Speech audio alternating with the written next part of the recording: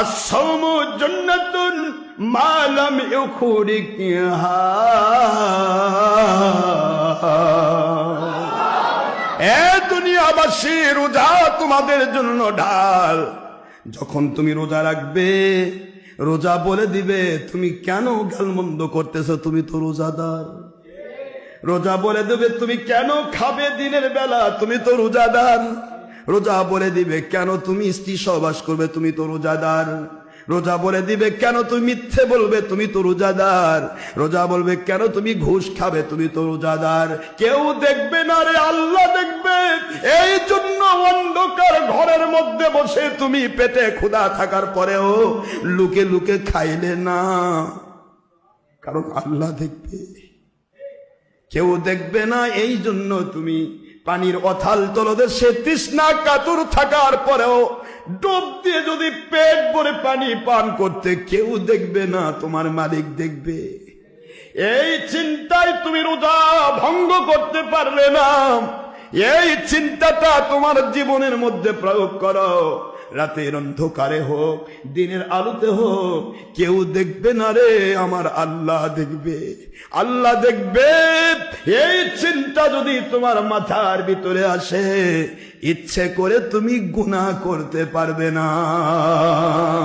ইচ্ছে করে তুমি নবীর বিরোধী হতে পারবে না।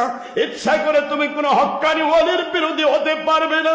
ইচ্ছা করে তুমি দুনিয়ার কোন মানুষকে খুশি করার জন্য হকের দুশ্মনী করতে পারবে না।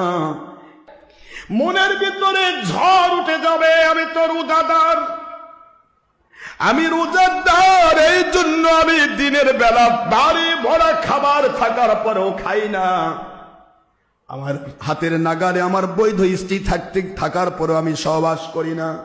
আমার হাতের নাগালের ভিতরে কাউকে গালি দেওয়া বা মিথ্যে কথা বললে কেউ দেখবে না, আল্লাহ দেখবে, এই জন্য আমি করবো না।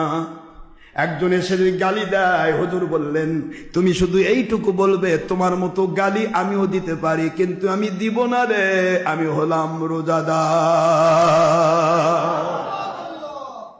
এই যে শিক্ষা আল্লাহ বললেন, এই জন্য রোজা আমার জন্য রাখা হয়। আস-সাওমু লি, রোজা আমার জন্য। আর আমি আল্লাহ রব্বুল আলামিন ঘোষণা দিলাম, সকল পুরস্কার আমার ফেরেশতা দিয়ে দেই 10 থেকে 700 গুণ। কিন্তু রোজাদারের পুরস্কার আমি আল্লাহ নিজ কুদরত থেকে দান করতে চাই। আস-সাওমু লি ওয়া আনা আজজি বিহি, অফিরিওয়ায়াতিন উখরা উজজা বিহি। রোজাদারের পুরস্কার কি শুনে নাও। ও তো ইচ্ছা করলেই পেট ভরে খাইতে পারত, অন্যায় করতে পারত, করলো না। পেট ভরে খাইতে পারত, খালো না। সামনে খাবার নিয়ে বসে আছে রোজাদার, 5টা মিনিট টাইম আছে, এখনো 5 মিনিট বাকি। ইফতার হবে 55 বেজে গেছে, 5 মিনিটের জন্য রোজাদার বসে আছে। আমার আল্লাহ রহমতের ফেরেশতাকে ডাক দেয়, ফেরেশতারা তাকাও, আমার এই রোজাদার গুলির পেট ভরা ক্ষুধা রে, এদের প্রাণ উষ্ঠাগত পানির জন্য, সামনে শরবত, কত রকমের খাবার, কেন এরা খায় না? কয় আল্লাহ আপনার হুকুম হয় নাই, তাই তো খাই না। আল্লাহ বলেন আমার বান্দা কি আমাকে কোনোদিন দেখেছে? কয় না, আল্লাহ দেখে নাই। যদি দেখতো তাহলে কি করত? যদি দেখতো ওদের জীবনটা আপনার জন্য দিয়ে দিত, একটা বার আপনি ছাড়া কিছু বুঝতো না। আল্লাহ বলেন আমার রহমতের ফেরেশতা, আমার এই বান্দাগুলিকে সৃষ্টি করতে তোমরা নিষেধ করেছিলে, আমি আল্লাহ পাক ঘোষণা দিচ্ছি, প্রথম দশকে রহমত নাজিল করেছি, ইবাদত করা রোজা রাখা সহজ করে দিয়েছি, শয়তান বন্ধ করে দিয়েছি।